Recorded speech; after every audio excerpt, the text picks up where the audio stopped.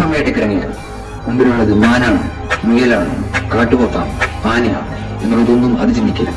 മറിച്ച് തന്റെ മുന്നിലുള്ളത് തന്റെ ഭക്ഷണമാണ് എന്ന് മാത്രമേ അത് ചിന്തിക്കുകയുള്ളൂ. ഏതൊരു മൃഗത്തിനും സിംഹത്തെ കണ്ടാൽ ഭയമാണ്.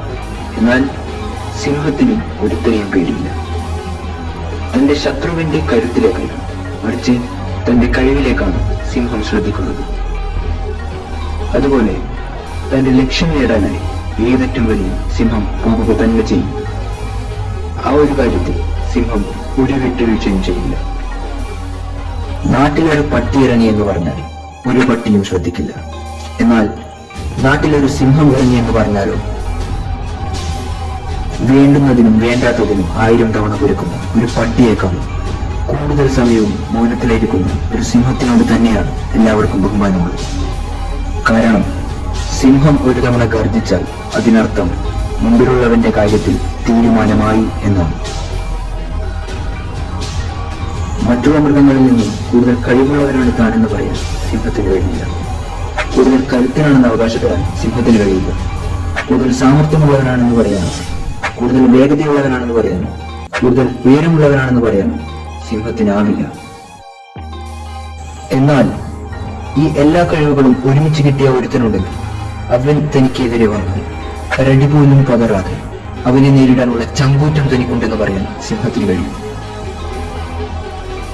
മനോഭാവം, അതാണ് സിംഹത്തിന്റെ ഏറ്റവും വലിയ ശക്തി. സിംഹം ഒരിക്കലും കീഴടങ്ങില്ല, ഒരിക്കലും തിരിഞ്ഞോടുകയുമില്ല.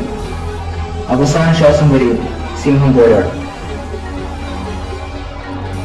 10 ആനകൾ ഒന്നിച്ചു വന്ന് ആക്രമിച്ചാൽ പോലും സിംഹം ഒറ്റയ്ക്ക് നിന്ന് കരുതും. എങ്കിൽ പോലും തോൽവി അംഗീകരിച്ചു കൊടുക്കാൻ സിംഹത്തിന്റെ മനസ്സനുവദിക്കില്ല. നിങ്ങളുടെ തോൽവികൾ കാണാൻ, നിങ്ങളെ തോൽപ്പിക്കാൻ പരസ്യമായും രഹസ്യമായും ആഗ്രഹിക്കുന്ന ഒരുപാട് പേർ നിങ്ങൾക്ക് ചുറ്റുമുണ്ട്. എന്നാൽ അവരുടെ കരുത്തിലേക്ക് നോക്കുന്നതിന് പകരം സ്വന്തം കരുത്തിലേക്കും സ്വന്തം കഴിവിലേക്കും ശ്രദ്ധ കേന്ദ്രീകരിക്കുക. നിങ്ങൾ ചെയ്യേണ്ട കാര്യം ചെയ്യുക. കാരണം ചിലപ്പോൾ നിങ്ങൾ അത് ആരും അറിയാതെ ഒറ്റയ്ക്ക് നിശബ്ദമായി ചെയ്യുകയാണ്.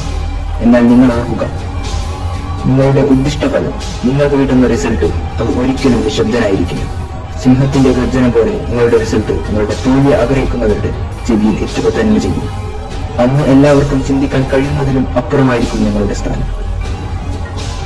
ഒറ്റപ്പെട്ടുപോയി എന്ന് തോന്നുമ്പോൾ, മനസ്സിൽ ഭയം ഉടലെടുക്കുമ്പോൾ സിംഹത്തെയും സിംഹത്തിന്റെ മനോഭാവത്തെയും കുറിച്ച് ചിന്തിക്കുക. ആത്മവിശ്വാസത്തോടെ മുന്നോട്ട് പോവുക. നിങ്ങൾ വിജയിക്കുക തന്നെ ചെയ്യും.